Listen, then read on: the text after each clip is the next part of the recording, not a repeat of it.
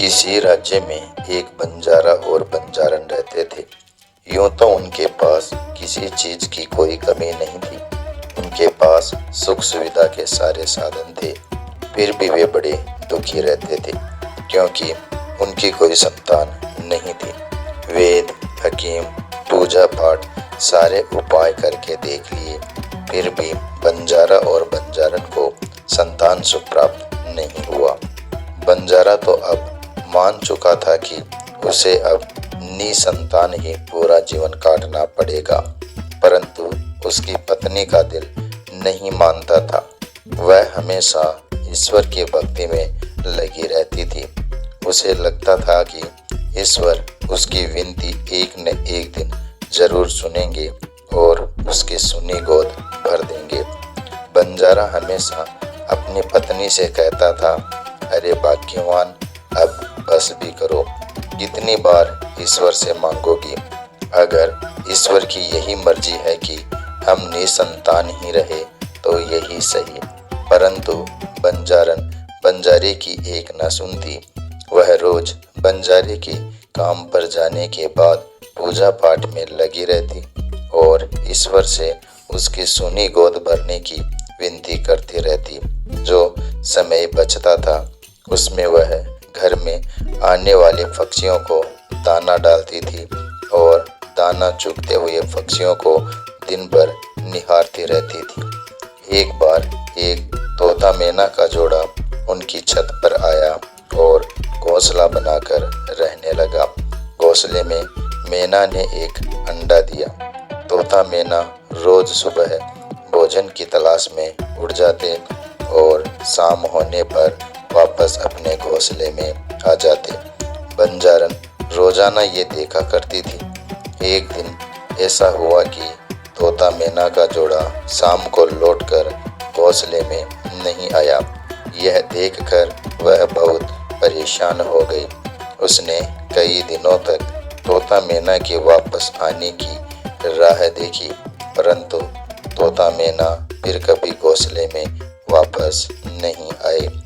तब बंजारन ही उस अंडे की निगरानी करने लगी। वह दिन भर बैठकर अंडे को ऐसे निहारती रहती जैसे अंडे में पल रहा बच्चा उसका ही हो। मैना का वह अंडा बहुत तेजी से बढ़ रहा था।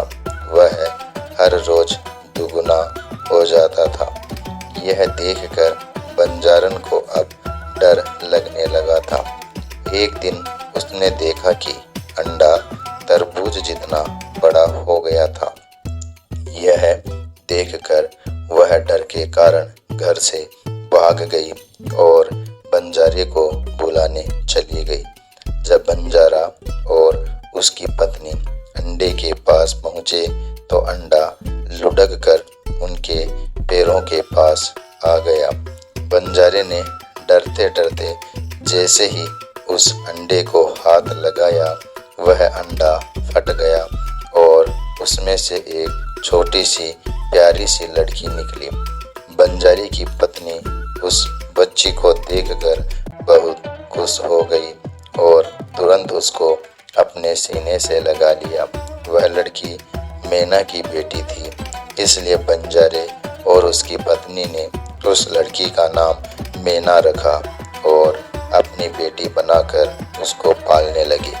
दोनों पति पत्नी ने मैना का लालन पालन बहुत ही अच्छे से किया। मैना को देखकर वे भूले नहीं समाते थे। समय बड़ा सुखपूर्वक बीत रहा था और अब मैना बड़ी हो गई थी। मैना बड़ी होकर सर्वगुण संपन्न और बहुत सुंदर हो गई थी। वह इतनी सुंदर थी कि जो कोई उसे देखता बस देखता ही रह जाता। एक बार की बात है, मैना अपनी सखियों के साथ मेला देखने गई हुई थी। संयोगवश उस राज्य का राजा भी उस मेले में आया हुआ था। राजा की नज़र जैसे ही मैना पर पड़ी, वह उसकी सुंदरता पर मोहित हो गया और तुरंत अपने सेनापति को आदेश दिया कि पता करो यह सुंदरी कौन है और इसके माता पिता कौन है। तब सेनापति ने फौरन उस लड़की के बारे में सारी जानकारी जुटाकर राजा को बताई। अगले दिन राजा ने बंजारी के पास उसकी बेटी मैना से विवाह करने का प्रस्ताव भेजा। बंजारा अपनी बेटी मैना का विवाह राजा से कराने को तैयार हो गया। उसकी खुशी का तो कोई ठिकाना नहीं था। वह दौड़कर अपनी पत्नी के पास गया और कहा, अरे भाग्यवान, हमारी बेटी मैना के तो भाग खुल गए। राजा हमारी बेटी मैना से विवाह करना चाहते हैं। यह सुनकर उनकी पत्नी खुशी से झूमने लगी। दोनों पति पत्नी बहुत खुश थे और खुशी खुशी मैना का विवाह राजा से करा दिया। राजा की पहले से एक रानी थी और अब मैना राजा की दूसरी रानी बनकर महल में आ गई। महल में आते ही रानी मैना का खूब जोर शोर से स्वागत किया गया। पूरे महल में मैना की सुंदरता की चर्चा होने लगी। महल में हर तरफ यही चर्चा थी कि छोटी रानी मैना तो बड़ी रानी से बहुत सुंदर है। यह सब सुनकर बड़ी रानी मैना से जल भुन गई। अब तो राजा हमेशा मैना के आगे पीछे ही घूमते रहते थे। कोई भी काम हो, अब राजा हमेशा मैना से ही सलाह लेते थे। यह सब देखकर बड़ी रानी छोटी रानी मैना से और भी ईर्ष्या करने लगी और अब वह मैना को महल से हमेशा के लिए भगा देना चाहती थी। यह सोचकर एक दिन बड़ी रानी मैना के पास जाती है और कहती है, मैना, तुम तो हमारी तरह इंसान के पेट से नहीं आई हो। तुम तो किसी जादू की तरह अंडे से बाहर आई हो, तो तुम्हारी जान किसमें है? मैना ने कहा, दीदी, जैसे सभी इंसानों की जान उनके हृदय में होती है, उसी तरह से मेरी भी जान मेरे हृदय में ही है। तब बड़ी रानी ने कहा, देखो मैना, मैं तो तुम्हारी बहन जैसी हूँ। मुझे यह जानने की बड़ी इच्छा हो रही है कि तुम्हारी जान किसमें है। देखो मैना, तुम अब रानी बन गई हो और राज परिवार के लोगों पर हमेशा जान का खतरा बना रहता है। मैं जानना चाहती हूँ कि तुम्हारी जान किसमें है, ताकि तुम्हारी जान को खतरा होने पर मैं तुम्हारी रक्षा कर सकूं। मैना बड़ी भोली थी। वह बड़ी रानी की चाल को नहीं समझ पाई और बड़ी रानी को सारी बातें बता दी। मैना ने बड़ी रानी को बताया कि मेरे मायके के आंगन में एक कुआं है। उस कुएं में एक लकड़ी का बक्सा है। उस लकड़ी के बक्से में एक छोटी सी डिबिया है और उस डिबिया में मोतियों की चमकती हुई एक माला है और उसी माला में मेरी जान है। सारी बातें जानकर बड़ी रानी ने मैना से कहा, फिर तो तुम्हारी जान बहुत सुरक्षित जगह पर है, लेकिन सावधान रहना, हम रानियों के तो अनेकों दुश्मन होते हैं, हमेशा जान का खतरा बना रहता है। यह कहकर बड़ी रानी वहां से चली गई। मैना चुपचाप बेटी बड़ी रानी की कही बातों के बारे में सोच रही थी कि तभी वहां पर राजा आ गए और मैना से कहा, किन ख्यालों में खोई हो, जरा मुझे भी तो बताओ। तब मैना ने राजा से कहा, महाराज, अगर मैं मर जाऊं तो मुझे जलाना मत। राजा ने कहा, यह कैसी बातें कर रही हो मैना?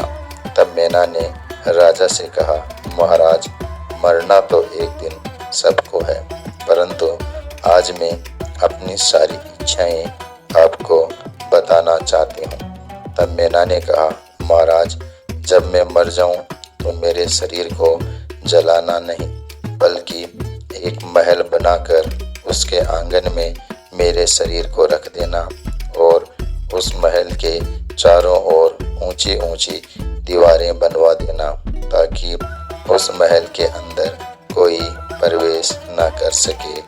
और हाँ, महल के अंदर एक बगीचा भी बनवा देना और खाने पीने के लिए ढेर सारा अनाज और ज़रूरत के सामान भी रखवा देना। तब राजा ने मैना से कहा, बस अब शांत हो जाओ, जब तक मैं जिंदा हूँ तुम्हें कोई नहीं मार सकता और मैं हमेशा तुम्हारे साथ रहूँगा। यह कहकर राजा ने मैना को गले से लगा लिया। तब राजा ने देखा कि मैना तेज बुखार में तप रही है। राजा ने तुरंत राजवेद को बुलाया और रानी मैना का उपचार करने को कहा।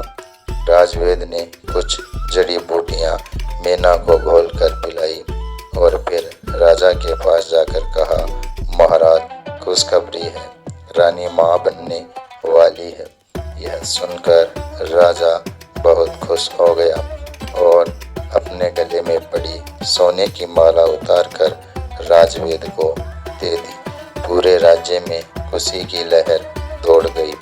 राजा की यह पहली संतान थी, क्योंकि राजा की पहली रानी को अभी बच्चा नहीं हुआ था। राजा बहुत खुश था और अब वह मैना को और भी ज्यादा प्यार करने लगा। यह देखकर बड़ी रानी और भी ज्यादा जलने लगी और अब वह मैना को जल्दी से जल्दी राजमहल से हटाना चाहती थी। तब बड़ी रानी ने अपनी नौकरानी से कहा कि तुरंत गोताखोर को बुलाओ। नौकरानी गोताखोर को बड़ी रानी के पास ले आई। बड़ी रानी ने गोताखोर से कहा, तुरंत तुम मैना के मायके जाओ और जब उसके माता पिता घर में न हो, तुम मौका पाकर उसके घर में घुस जाना। घर के आंगन में एक कुआं है और उस कुएं में लकड़ी का एक बक्सा है और उस बक्से में एक छोटी सी डिबिया है। उस डिबिया को निकाल कर मेरे पास लेते आओ। मैं तुम्हें मुँह मांगा इनाम दूंगी, पर ध्यान रहे, अगर तुम इस कार्य में असफल रहे या किसी को कानों कान पता चला तो मैं तुम्हें जान से मरवा दूंगी। रानी का आदेश पाकर गोताखोर तुरंत मैना के मायके चला गया और मौका पाकर जल्दी ही गोताखोर ने घर के आंगन के कुएं से लकड़ी का बक्सा निकालकर उसमें पड़ी छोटी सी डिबिया को निकाल लिया। डिबिया के बक्से से निकलते ही मैना की तबीयत खराब हो गई। गोताखोर ने वह डिबिया महल आकर बड़ी रानी को दे दी। इधर मैना की तबीयत और बिगड़ गई। उसकी सांसें ऊपर नीचे होने लगी। बड़ी रानी अब उस डिबिया में से मोतियों की माला निकालकर गले में पहन ली और जोर जोर से हंसने लगी, क्योंकि अब मैना की जान उसके हाथों में थी। बड़ी रानी के माला पहनते ही मैना मूर्छित अवस्था में चली गई। राजा ने तुरंत राजवेद को बुलाया।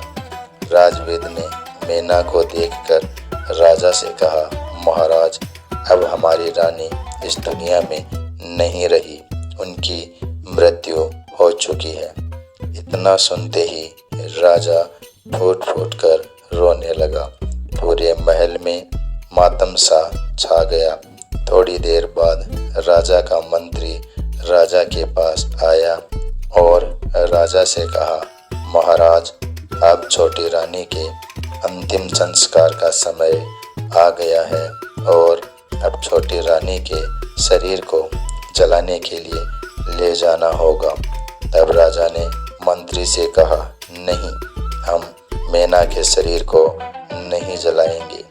नगर के बाहर एक दूसरा महल बनवाओ और उसके आंगन में रानी मैना को बिस्तर सहित रखवा दो और उस महल को चारों ओर से ऊंची ऊंची दीवारों से घेर दो ताकि उसमें कोई प्रवेश ना कर सके। साथ ही महल में ढेर सारा खाने पीने का सामान और सुख सुविधा की सारी चीजें रखवा दो। यही हमारी मैना की अंतिम इच्छा थी। मंत्री राजा की बातें सुनकर हैरान था, परंतु राजा के आदेश का उसे पालन करना पड़ा। नगर के बाहर मैना का बड़ा सा महल बनवाया गया और उसे ऊंची ऊंची दीवारों से घेर दिया गया। उस महल के आंगन में मैना को बिस्तर सहित लिटा दिया। साथ ही ढेर सारा खाने पीने का सामान और सुख सुविधा की चीजों को महल में रख दिया गया। मैना की मृत्यु पर बड़ी रानी बहुत खुश हो गई और राजा मैना की मृत्यु से बहुत दुखी था। उसका किसी भी काम में मन नहीं लग रहा था। वह हमेशा मैना की यादों में ही खोया रहता था। एक दिन राजा ने सोचा कि मैना ने आखिर अपने शरीर का अंतिम संस्कार करने से क्यों मना करवा दिया। क्या फिर से वह जीवित होकर लौट आएगी? परंतु राजा ने फिर अपने दिल को समझा लिया कि मरे हुए लोग कभी वापस नहीं आते हैं। राजा मैना की याद में मैना के महल के चारों ओर रोज चक्कर लगाया करता था। एक दिन राजा ने उस महल के अंदर से एक बच्चे के रोने की आवाज सुनी। राजा हैरान था कि महल के अंदर बच्चा कहां से आ गया। बच्चे को देखने के लिए राजा महल के अंदर घुस गया। तब राजा ने देखा कि मैना का मृत शरीर आंगन में बिस्तर पर पड़ा है और उसके बगल में एक छोटा सा बच्चा रो रहा है। राजा ने जैसे ही उस बच्चे को अपनी गोद में उठाया, बच्चा चुप हो गया और थोड़ी देर राजा की गोद में ही खेलने के बाद वह बच्चा सो गया। राजा ने उस बच्चे को मैना के बगल में सुला दिया और महल से निकल गया। अगले दिन राजा बच्चे को देखने के लिए फिर से मैना के महल में घुस गया। राजा ने देखा कि बच्चा महल के आंगन में खेल रहा है। राजा ने उस बच्चे को गोद में उठा लिया। वह बच्चा राजा की गोद में थोड़ी देर खेलने के बाद उन्हीं की गोद में सो गया। राजा फिर उस बच्चे को मैना की बगल में सुलाकर महल से बाहर निकल गया। ऐसे ही राजा अब रोज उस बच्चे से मिलने के लिए मैना के महल जाने लगा। वह ढेर सारे खिलौने और खाने पीने का सामान बच्चे के लिए ले जाने लगे। थोड़ी देर बच्चे के साथ खेलने के बाद वह उस बच्चे को मैना की बगल में सुलाकर महल से वापस आ जाते थे। धीरे धीरे समय इसी तरह से बीतता गया और अब बच्चा बोलने लगा था। वह अब बड़ा हो गया था और सारी बातें समझने लगा था। एक दिन राजा ने उस बच्चे से पूछा, बेटा तुम्हारी माँ कहाँ है? तब उस बच्चे ने मैना की ओर इशारा करते हुए कहा, यही मेरी माँ है। यह सुनकर राजा बहुत हैरान हो गया। वह समझ चुका था कि यह बच्चा मैना का ही बेटा है। राजा ने उस बच्चे से पूछा, बेटा तुम्हें रोज खाना कौन खिलाता है? तब उस बच्चे ने राजा से कहा, मेरी माँ। राजा ने आश्चर्यचकित होकर मैना की ओर देखा कि मैना तो बिल्कुल निष्प्राण लेटी हुई है, फिर यह बच्चे को कैसे मार सकती है?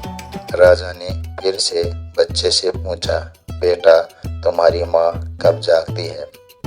तब बच्चे ने कहा, मेरी माँ रोज रात में जागती है और मुझे ढेर सारा प्यार करती है, खाना खिलाती है और सुबह होते ही मेरी माँ फिर से सो जाती है।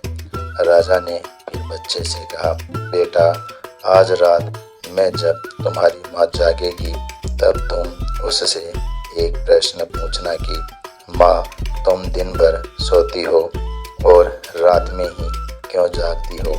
बच्चे ने राजा से कहा, ठीक है, आज रात में जब मेरी माँ जागेगी तो मैं उससे जरूर पूछूंगा कि वह रात में क्यों जागती है और फिर दिन में क्यों सो जाती है। यह कहकर बच्चा खेलते खेलते राजा की गोद में सो गया। राजा उस बच्चे को फिर से मैना की बगल में सुलाकर महल से बाहर निकल गया। मैना जब रात में जागी और अपने बच्चे को खाना खिलाने लगी तब बच्चा मैना से बोला, माँ, मेरा पेट भरा हुआ है, मुझे बिल्कुल भी भूख नहीं लग रही है। तब मैना उस बच्चे से कहती है, बेटा, आजकल तुम ठीक से खाना नहीं खा रहे हो। बच्चा कहता है, माँ, मैं खाना खा चुका हूँ। मैना हैरान होकर बेटे से पूछती है, बेटा, तुम्हें किसने खाना खिलाया? तब वह बच्चा मैना से कहता है, माँ, रोज दिन में राजा आते हैं, देखो यह सारे खिलौने राजा ही लाए हैं। वे मेरे साथ खूब खेलते हैं और मुझे गोद में लेकर ढेर सारा प्यार करते हैं, फिर मैं उन्हीं की गोद में सो जाता हूँ। वह बच्चा मैना से कहता है, माँ, राजा एक बात पूछ रहे थे। उन्होंने कहा था कि अपनी माँ से पूछना कि तुम्हारी माँ रोज दिन में सोती है और रात में क्यों जागती है। मैना समझ गई कि राजा अब सारा राज जानना चाहते हैं। उसने सोचा कि राजा को सारी सच्चाई बताने का यही सही समय है। तब मैना ने उस बच्चे से कहा, बेटा, अब की बार दिन में जब राजा आए तब उनसे कहना कि बड़ी रानी के गले में जो चमकती हुई मोतियों की माला है उसी में मेरी माँ मैना के प्राण बसते हैं। बड़ी रानी दिन भर उस माला को अपने गले में पहने रहती है, जिससे मेरा शरीर निष्प्राण हो जाता है और रोज रात में सोते समय महारानी वह माला उतार कर रख देती है, तब मैं जाग जाती हूँ। बच्चे ने कहा, ठीक है माँ, राजा अब की बार जब आएंगे तो मैं सारी बातें उन्हें बता दूंगा। अगले दिन जब राजा उस बच्चे से मिलने आता है तब वह बच्चा अपनी माँ की सारी सच्चाई राजा को बता देता है। राजा सब समझ गया कि बड़ी रानी मैना से कितनी ईर्ष्या करती थी, इसलिए वह मैना को मार डालना चाहती थी और आज मैना की यह दशा केवल बड़ी रानी के कारण है। राजा ने अब सोच लिया था कि वह बड़ी रानी को उसके इस अपराध की सजा जरूर देगा, परंतु इससे पहले बड़ी रानी से वह माला लेना आवश्यक था। अब राजा बड़ी रानी से माला लेने की योजना बनाने लगा। एक दिन राजा बड़ी रानी के पास जाकर कहता है, महारानी, आपने इतनी भारी मोतियों की माला अपने गले में क्यों पहनी है? इसे उतार दीजिए। तब बड़ी रानी ने राजा से झूठ मूठ का बहाना बनाते हुए कहा, नहीं नहीं महाराज, यह मेरी माँ की आखिरी निशानी है, इसलिए मैं इसे अपने गले से नहीं उतार सकती। अब राजा समझ चुका था कि बड़ी रानी से माला वापस लेना इतना आसान नहीं है। फिर राजा बड़ी रानी से माला निकलवाने की दूसरी योजना सोचने लगा और अगले दिन राजा फिर से बड़ी रानी के पास जाता है और रानी से कहता है, मेरे प्रिय मित्र का एक छोटा बच्चा है, परंतु उस छोटे से बच्चे की माँ अब इस दुनिया में नहीं है और मेरे मित्र को उस छोटे से बच्चे को पालने में बड़ी रही है। मैं उसकी मदद करना चाहता हूँ। अगर आपकी आज्ञा हो तो क्या मैं उस छोटे से बच्चे को यहाँ ला सकता हूँ? और क्या आप कुछ दिनों तक उस छोटे से बच्चे का लालन पालन कर पाएगी? तब बड़ी रानी राजा से कहती है, हाँ हाँ महाराज, आप जरूर उस बच्चे को मेरे पास ले आइए। हमारी कोई संतान नहीं है। कुछ दिनों तक उस बच्चे का ध्यान रखूंगी तो मुझे बहुत अच्छा लगेगा। अगले दिन राजा जब मैना के बच्चे से मिलने जाता है तो उसे सारी योजना समझा देता है कि जैसे ही बड़ी रानी तुम्हें गोद में उठाएगी, तुम बड़ी रानी के गले में पड़ी मोतियों की माला को पकड़कर जोर जोर से रोने लगना और कहना, थोड़ी देर मुझे इस माला के साथ खेलना है, और जोर जोर से तब तक रोते रहना जब तक बड़ी रानी अपने गले से वह मोतियों की माला उतार कर तुम्हें दे ना दे। बच्चे ने अपना सिर हिलाते हुए कहा, हाँ हाँ मैं सब समझ चुका हूँ। जब राजा उस बच्चे को अपने साथ महल में लेकर जाता है तो महल में सभी लोग उसे प्यार करने लगते हैं। थोड़ी देर बाद बड़ी रानी भी वहाँ पर आ जाती है और बच्चे को उठाकर अपनी गोद में ले लेती है। बच्चा जैसे ही बड़ी रानी की गोद में जाता है, वह तुरंत उसके गले में पड़ी मोतियों की माला को पकड़कर जोर जोर से रोने लगता है और कहता है कि मुझे इस मोतियों की माला से खेलना है, मैं इसके साथ खेलूंगा। तब बड़ी रानी कहती है, नहीं नहीं बच्चे, यह खेलने की चीज नहीं है। मैं तुम्हें दूसरे खिलौने लाकर दे दूंगी। बड़ी रानी नौकरों से कहकर उस बच्चे के लिए दूसरे ढेर सारे खिलौने मंगवाती है, परंतु वह बच्चा उसी माला की जिद पकड़े रहता है। वह धरती पर लौट लौट कर दहाड़े मारकर रोने लगता है। राजमहल के सभी लोग वहां पर इकट्ठे हो गए और सभी उस बच्चे को बहलाने और चुप कराने में लगे हुए थे, परंतु बच्चा माला की रट लगाए हुए रोते जा रहा था। ऐसा लग रहा था मानो अगर माला ना मिली तो रोते रोते उसकी जान चली जाएगी। तभी योजना अनुसार राजा वहां पर आ जाता है और रानी से कहने लगता है, महारानी आप यह क्या बच्चों वाली हरकत कर रही है? आप इस राज्य की महारानी है और एक मामूली सी मोतियों की माला के लिए आप भी बच्चों की तरह जिद कर रही है। सोचिए, अगर इस बच्चे को कुछ हो जाता है तो लोग क्या कहेंगे? राज्य में आपकी क्या इज्जत रह जाएगी? अब बड़ी रानी सोच रही थी कि सच में अगर बच्चे को कुछ हो गया तो राज्य में उसकी प्रतिष्ठा चली जाएगी। रानी ने सोचा कि थोड़ी देर के लिए यह हार बच्चे को खेलने के लिए दे देती हूँ। जब बच्चे का दिल इस हार से भर जाएगा तब मैं तुरंत इसे ले लूंगी। बड़ी रानी मोतियों की माला अपने गले से निकालकर उस बच्चे को दे देती है। वह बच्चा मोतियों की माला हाथ में लेकर आंगन में घूम घूम कर खेलने लगा। थोड़ी देर मोतियों की माला से खेलने के बाद उस बच्चे ने चुपके से उस माला को लाकर राजा को दे दिया। राजा तुरंत उस मोतियों की माला को लेकर मैना के महल आ जाता है और उस माला को मैना के गले में डाल देता है। वह माला पहनते ही मैना जाग गई।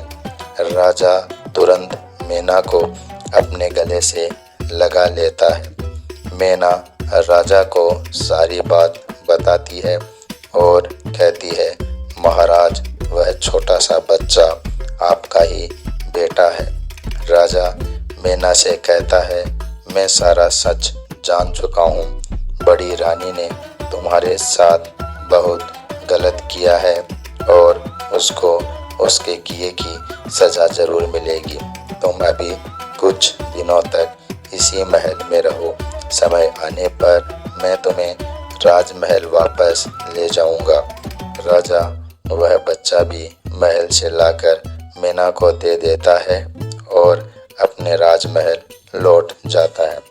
बड़ी रानी जब राजा को राजमहल आते हुए देखती है तो राजा से कहती है, महाराज क्या आपने उस छोटे से बच्चे को देखा है जो मेरा मोतियों का हार लेकर खेल रहा था? अभी तो यही खेल रहा था, ना जाने कहाँ चला गया, परंतु इतनी देर से आप कहाँ गए थे? मैंने सोचा वह बच्चा भी आपके साथ ही होगा। अब वह बच्चा आपके साथ भी नहीं है तो ना जाने वह कहाँ चला गया। राजा रानी से कहता है, हमारे ऊपर दुश्मनों का हमला होने वाला है और आपकी जान को खतरा है। यह सुनकर रानी डर जाती है और राजा से कहती है, महाराज मुझे बचा लीजिए। राजा कहता है, महारानी मैंने आपको छुपा कर रखने के लिए एक तहखाना तैयार करवाया है और उसमें आपकी सुख सुविधा की सारी चीज़ें रखवा दी है। आप कुछ दिनों तक वहीं छुप कर रहिए। बड़ी रानी कहती है, हाँ महाराज, आप जब तक कहेंगे मैं उसी तहखाने में रहूंगी। राजा बड़ी रानी को तहखाने में ले जाकर बंद कर देता है और बड़ी रानी को सारी सच्चाई बता देता है और कहता है, तुमने जो मीना के साथ किया तुम्हें उसकी सज़ा मिली है। अब जब तक तुम जीवित रहोगी इसी तहखाने में रहोगी। बड़ी रानी खूब रोने लगती है और राजा से क्षमा मांगने लगती है और कहती है कि अब वह फिर कभी ऐसा काम नहीं करेगी, परंतु राजा उसकी एक नहीं सुनता और वहाँ से चला जाता है। फिर राजा मीना के महल जाता है और मीना और अपने बेटे को रथ पर बिठाकर गाजे बाजे के साथ राजमहल वापस लाता है। राजमहल में मीना और उसके बच्चे का खूब स्वागत किया जाता है और अब राजा मीना को मुख्य महारानी की उपाधि प्रदान करता है। अब राजा और रानी मीना खुशी खुशी अपने बच्चों के साथ राजमहल में रहने लगे। दोस्तों वीडियो